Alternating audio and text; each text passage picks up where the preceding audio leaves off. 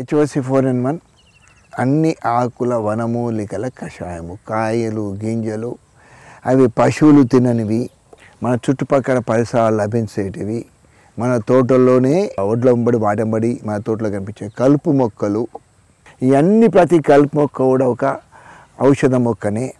వాటి వేర్లు కాండం ఆకులు మనకు చాలా అత్యవసరము.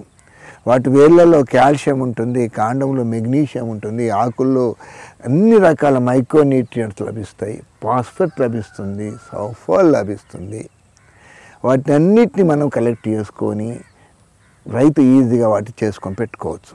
అలాగే రైతు మూట ఏం చేయాలి, సీజన్లో అతను లభించినవి చెట్ల కిందికి వెళ్ళి వేప చెట్టు కిందికి వెళ్తే ఎండిపోయిన గింజలు కాయలు లభిస్తాయి, అవి సీతాఫల చెట్టు కిందికి వెళ్ళినట్టయితే సీతాఫల గింజలు కాయలు ఎండిపోయిన ఇప్పటికి కూడా చెట్లకు ఉంటాయి, అవి తీసుకొచ్చి పెట్టుకోవాలా.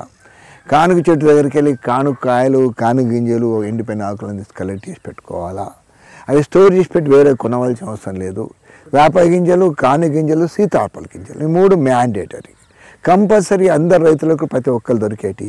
అవి తీసుకొచ్చి ఏదో ఒక 5 కిలోలు 5 కిలోలు ఈ డ్రమ్ములో ఇక్కడ దాకా పోసేసి వాటి మీద ఒక 50 లీటర్ల నీళ్లు పోసేసి మళ్ళీ ఒక 10 లీటర్ల ఆవుమూత్రం పోసేసి ఒక 2 రోజులు పూర్తి కలిపేసి 3వ రోజు మళ్ళీ వీటికి సంబంధించినవి కాకుండా మన పరిసరాలు దొరికే కాయలు గింజలు ఇవన్నీ కుక్క పొగాకు, ఉమ్మెత్తకాయలు, మారేడు కాయలు, ఎన్నో రకాలు మా చుట్టుపక్కల దొరుకుతాయి, దగ్గర అడవిలో దొరుకుతాయి.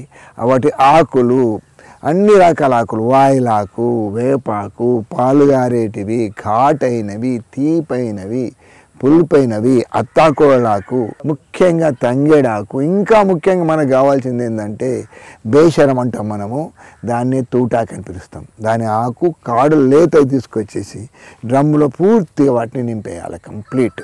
అన్ని రకాల ఆకులు మీకు పేర్లు తెలియని అయినా సరే మీ చుట్టుపక్కల దొరికినవి కాకుండా అడవిలోకి తీసుకొచ్చి డ్రమ్ములో నిండా నింపేసేసి పూర్తిగా దీన్ని 200 లీటర్లతో నింపేయాలి, కంప్లీట్ నింపేయాలి. నింపేసి ఆల్రెడీ మనం 10% 10% వరకు 10 లీటర్ల దేశీ ఆవుమూత్రం పోసినాం.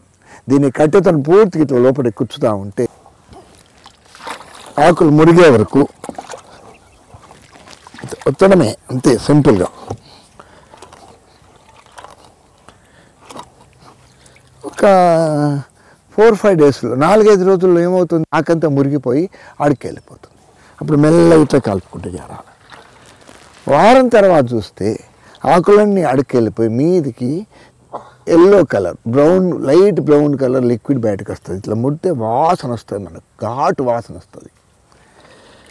ఈ ద్రావణాన్ని ఏం చేయాలి, మళ్ళీ తీసుకొని ఇంకో డ్రమ్లో నిల్వ చేసుకోవాలి. ఈ ద్రావణం అంతా మళ్ళీ దీంట్లో ఉన్న అడుకే ఉన్నాయి, కొద్దిగా మురిగిపోయిన గింజలు కాయలు ఉన్నాయి, ఆకులు ఉన్నాయి, వాటి మళ్ళీ నీరు చేర్చేసి దాని డ్రమ్ము నిండా నీళ్ళు నింపేసేసి ఇలా పదే మార్చుకుంటూ మనం ఈ ద్రావణాన్ని 6 మాసాల వరకు కూడా స్టోర్ చేసి పెట్టుకోవచ్చు.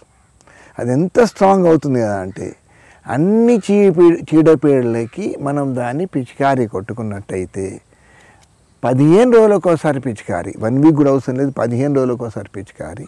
ఉధృతంగా ఉన్నప్పుడు కొంచెం ఫ్రీక్వెంట్ తగ్గించుకుంటూ కొట్టుకుంటూ పోతే మొక్కలకి చీడపీడలు సోకకుండా ముఖ్యంగా వాటికి కావాల్సిన శక్తివంతమైన విటమిన్లు, పాలిసాక్రైడ్లు, ఎమినో యాసిడ్స్, కాల్షియం, మెగ్నీషియం లాంటి సూక్ష్మ పోషకాలు, పొటాషియం లాంటి ముఖ్యమైన పోషకాలు కూడా వాటికి అందుతూ ఉంటాయి. అంటే డబుల్ సైమల్టేనియస్ ఇచ్చినట్టు అవుతాం కనుక మన పంటకి ఎలాంటికి నష్టం లేకుండా మనం హాయిగా 0 బడ్జెట్లో బయటపడతాము.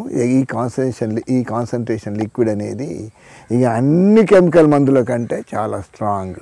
దీన్ని ఎటన్నా దేనికైనా ప్రతి పంటకు వాడుకోవచ్చు.